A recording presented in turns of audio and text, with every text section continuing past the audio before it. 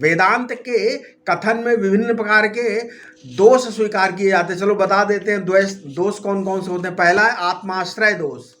ये क्या है? किसी वस्तु को स्वयं अपना ही आश्रय बताना आत्माश्रय दोष है। जैसे दृश्य पदार्थ कोई भी आत्माश्रित नहीं हो सकता और दृष्टा को आत्माश्रित कहने का कोई प्रश्न ही नहीं उठता, क्योंकि ज्ञान आश्रय और निराश्रय दोनों का प्रकाशक और स्वयं प्रकाश है। वास्तव में तो आश्रय आश्रित भाव से विनिर्मुक्त है। दूसरा है अन्योन्याश्रय दोष। जैसे दो वस्तुएं हैं ए और बी, ए और बी में से ए और बी का और बी और ए का आश्रय बताना ये अन्याश्रय दोष है। अन्याश्रय दोष है क्योंकि एक वस्तु का आश्रय और आश्रित दोनों नहीं हो सकते। तीसरा है चक्रिकापत्ति दोष है।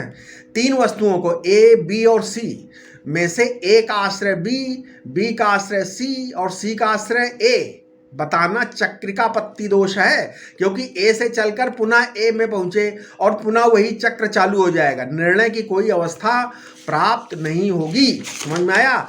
अब चौथा है अनावस्था दोष। अनवस्था दोष, ए का आश्रय ढूंढने चले, ए का आश्रय बी, बी का सी, सी का डी और डी का ई तथा इसी प्रकार अनंत तक चलते गए।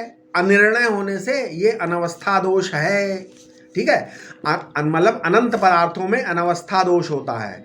पांचवा है विनिगमना विरह दोष। ये क्या है? आदि बहुत से पदार्थों में से किसी एक को एक का आश्रय बताना, परंतु उसके पक्ष में कोई युक्ति ना होना, ये विनिगमना विरह दोष कहलाता है। उसके बाद है प्रागलोप दोष। उसके बाद है प्रागलोप दोष। माना ए का आश्रय बी बताया है ना, बी का डी, डी का ई और अंत में एक्स का वाई, तो इससे ए का आश्रय वाई सिद्ध हो गया ना। बीच के जो आश्रय गिनाए गए उनका लोप हो गया। इस प्रकार का कथन प्रागलोप दोष से दूषित है। सातवां वदतो व्याघात दोष।